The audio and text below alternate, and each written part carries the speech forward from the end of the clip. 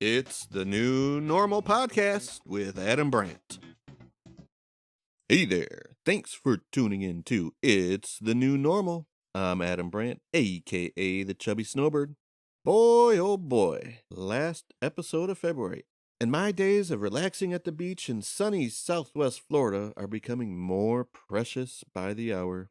Sometime in March, Mrs. Snowbird and I must set our GPS towards cold and winter and make the trek north so that we may begin a new season of food trucking. I've got to pack as much fun and relaxation into these final weeks so that the good vibes carry me through a sweltering season of cooking burgers and fries in a hot tin box on the side of the road. I can't really complain. The tin box has been very good to me. I mean, who else gets to work 30 weeks per year, then sit on the beach for 22? Except for maybe those asshole millionaires and billionaires. Arguably the biggest story of 2025, after Beyonce winning the country Grammy, has gotta be the richest guy on the planet, Elon Musk. Never have I seen so much animosity for a person of wealth. Is it warranted?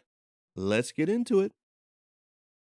Growing up in the 1980s, we'd hear of these folks that were super ooper duper fucking rich. The millionaires. Don't quote me on this, but I think I recall reading that there were like 1 million millionaires in the US back in the mid 80s. I couldn't imagine $1,000, let alone 1 million. Who were they? Where were they? In 1986, there were 240 million people in the US. So 1 in 240 people were millionaires. No wonder I didn't know any millionaires. I might have known 40 folks back then, 90% of which were family, the rest, my broke ass neighborhood friends. 1 million was such a large number. Think about it. I could spend $100 per day for 10,000 days. Holy shit. I don't think back in the summer of 1986, when I was 6 years old, I'd ever spent $10 in a single day. Along comes 1990. Bill Cosby. Before we knew he was hiding date rape in the pudding pops, this guy became the richest entertainer on earth, amassing over $100 million. I was spending 15 cents on packs of baseball cards. I could only imagine how many packs of baseball cards $100 million could buy. Yeah, that's right. All of them. All of the packs of baseball cards. Since day one. Even the Honus Wagner, the tobacco cards. I could have probably bought every baseball card ever made for $100 million. My dad said, "Hey, you want to be a doctor or a lawyer when you grow up?" I said, "Fuck that. Why can't I be Bill Cosby?" I was halfway there. I had kept my magic Mortimer pen from the cereal box giveaway. Remember picture pages? I used to make the noise while sketching the same ugly truck that I envisioned future trucks looking like. Alas, I couldn't act. And my future ability to access and slip drugs into cocktails never came to fruition. In the 90s, when we started putting faces to millions, I believe it sort of normalized it. It made having a million seem possible. As I grew into a teenager, this new term had come out. Billionaire. I had just barely began to comprehend 1 million. All I had to do was make $10 an hour, 40 hours a week, 50 weeks a year. That's 20 grand a year, no problem. Do that for 50 years, and I'll have made $1 million. Doable, yes. Practical? No. So how's a billionaire compare to that millionaire? They're similar sounding. I mean, one letter can't change one word that much, right? It's just a few zeros. If it took 50 years to make a mill at 20,000 per year, It'd only take 50,000 years to make a billion.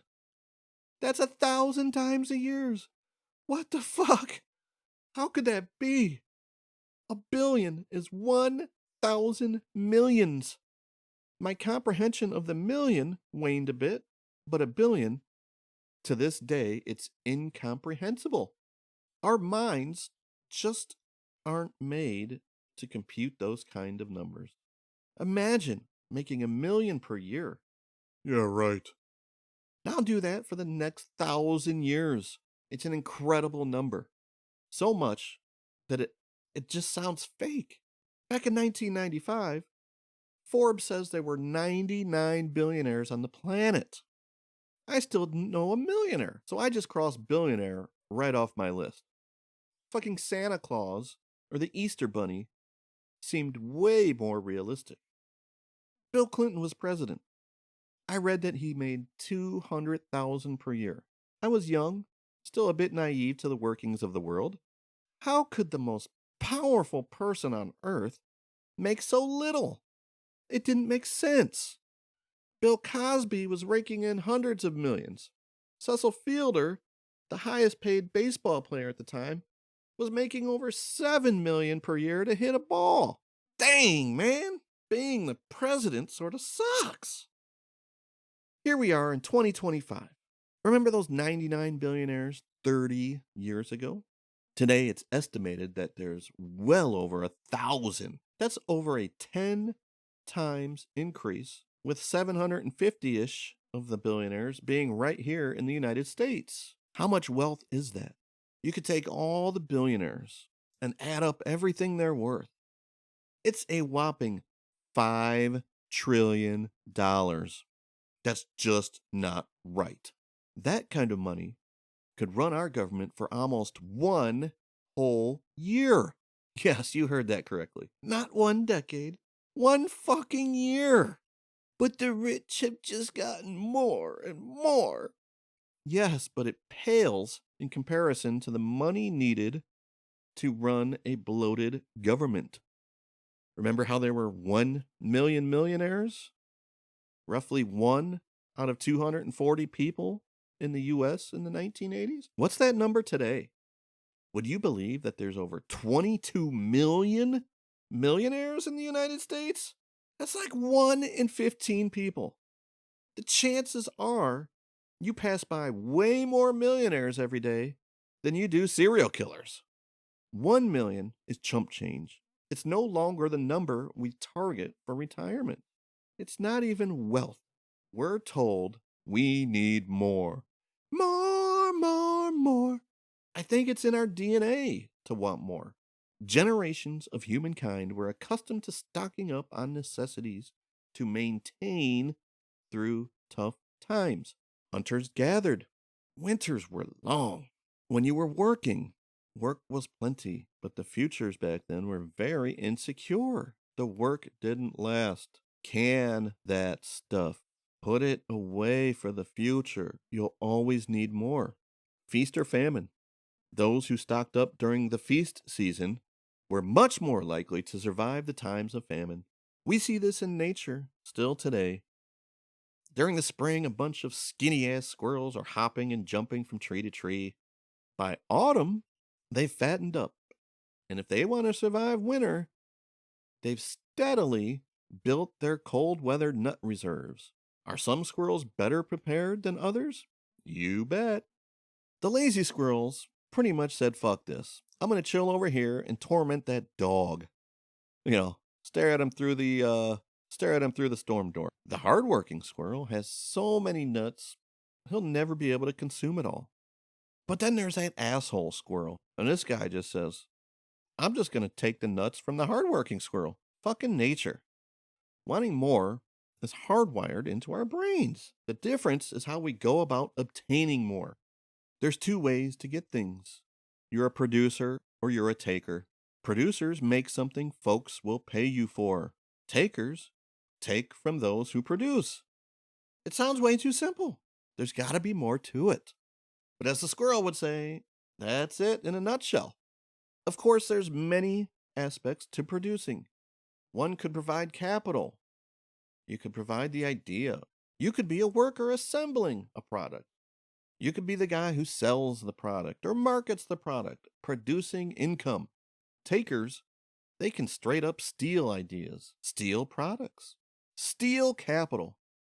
Or worse yet, they can take from the producer through taxes. They tax the idea person, tax the money person. They even tax the workers for being, you guessed it, productive. That doesn't sound fair. It isn't. How do the tax collectors keep getting away with taking from the producers? Easy. Give the workers something else to get angry about. The media helps in this tremendously. Look at the state of things today. Hey, workers, the rich guys are screwing you over. We take the bait every damn time. But wait a minute, isn't it the government that's taken from my paycheck since day one? Whoa, whoa, whoa, hey, workers, racism, bigotry, hatred. Wait for it. Fair share. We're so busy buying into this bullshit, the lies are accepted as truth. And the truth is buried somewhere in Fort Knox, never to be seen by the public eye. It's the new normal to hate rich people. We've been through this before. But there are times we've celebrated folks for achieving great wealth. People hated J.D. Rockefeller. He was a rich asshole. People loved Andrew Carnegie. He gave his money to science and learning. Yay! It depends on the people. Both of these men were brutal businessmen, treating their workers like slaves. But both were philanthropists. It comes down to which way the political winds are blowing. Oprah is a billionaire. Has been for 20 plus years. Rags to riches. Incredible journey. In America, anything is possible. Taylor Swift, a billionaire. Dream big. You could be the next star. Tiger Woods, Michael Jordan, Warren Buffett, Rihanna, Jay-Z, billionaires. Steven Spielberg, Kardashians, Tyler Perry, George Lucas, Dick Wolf, LeBron James, Mark Cuban, the list goes on and on. Right now in 2025, most billionaires are celebrated for their accomplishments. Think about it.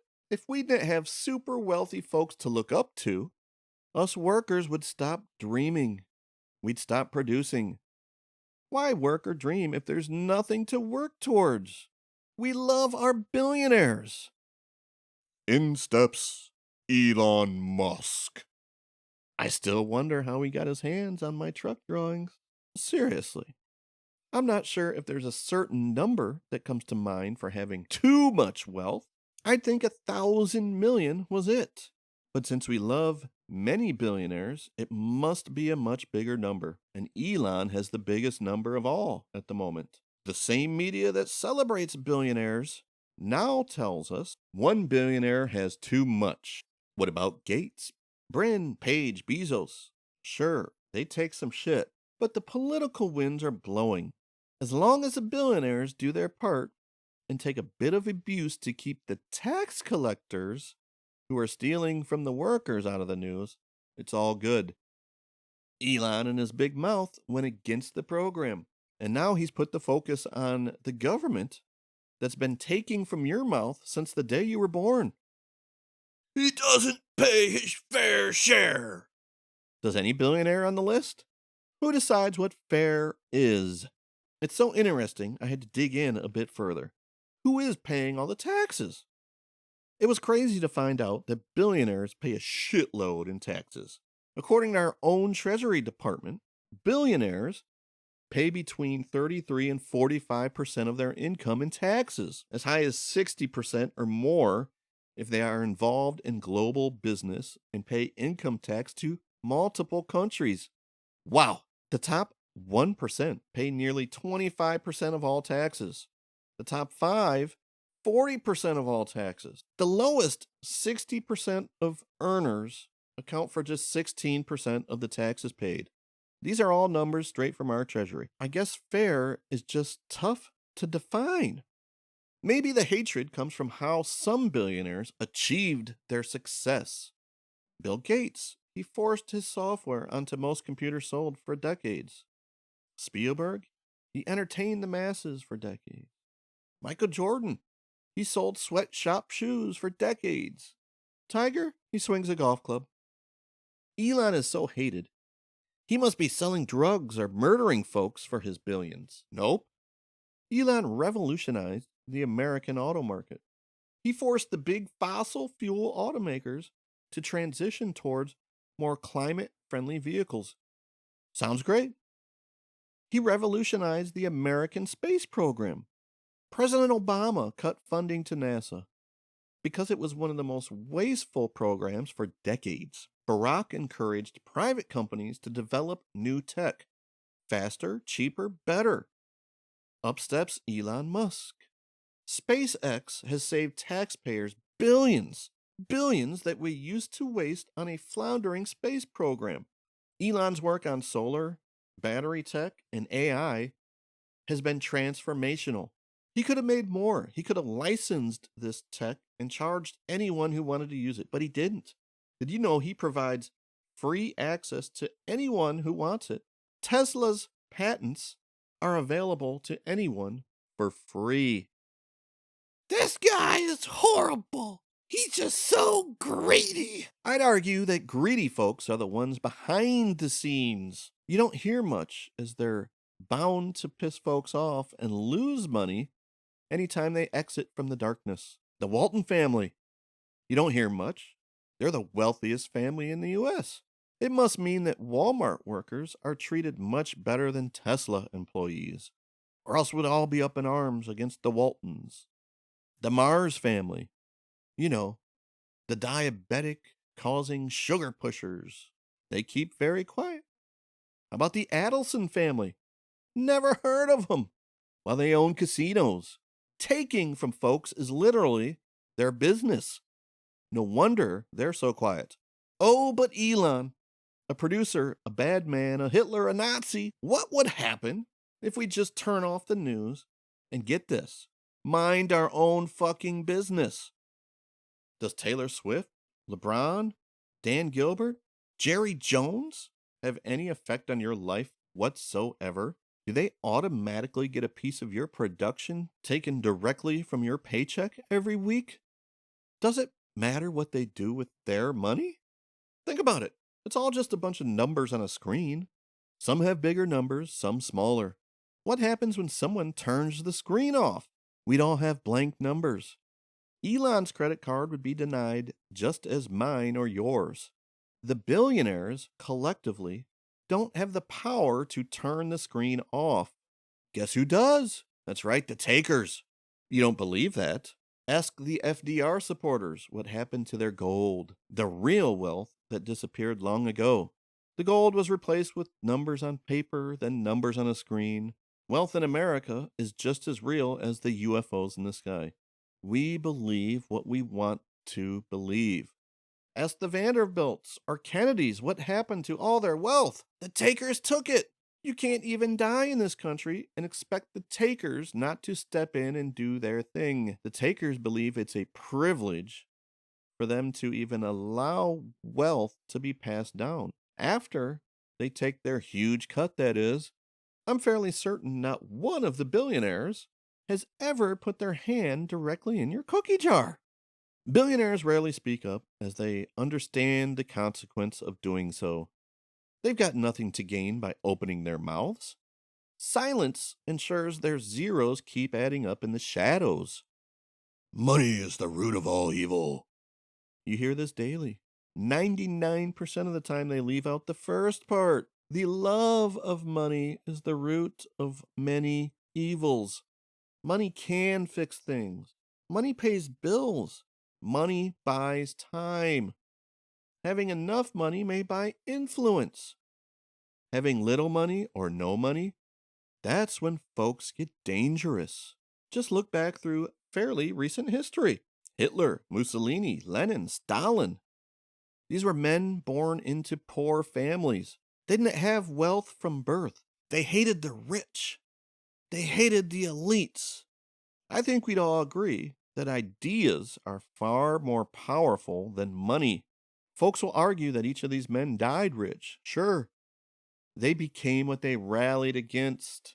But greed was not what motivated these assholes. They used a hatred for the wealthy elites to gain support from poor folks. And they promised that the government will save you and provide for you. History shows it didn't work out well for the rich or the poor. If only a wealthy capitalist, true capitalist that is, had stood up to the men promising that government as a master and provider would usher in wealth for all. Every time the takers exhibit more power than the producers, the world ends up in war. We've enjoyed a historically long run of peace here on Earth. Yes, there are skirmishes all around, but the world has been relatively stable as the producers continue to outpace the takers. This won't last forever. Our very own media is riling up support for taking more. Putin is taking land. Hamas is taking hostages. Israel's taking land. Immigrants are taking jobs. Take, take, take, take, take. The slope is getting slippery. Our run of production is nearing an end. AI is taking jobs. AI is taking jobs long held by producers. The government we've entrusted to save us is as silent as a greedy billionaire. The journalists, our trusted media, buries the truth of what's coming. They keep us busy by pitting the billionaires, but not all billionaires, against us. We're dumbed down just enough to continually fall into the trap of bickering amongst ourselves over fallacies instead of uniting against the takers who will leave us dependent on them for all of life's necessities. The government will soon be our master, our provider. There's no way forward as millions of jobs disappear due to AI without instituting a universal basic income. Soon we'll all be equal. We'll all be poor.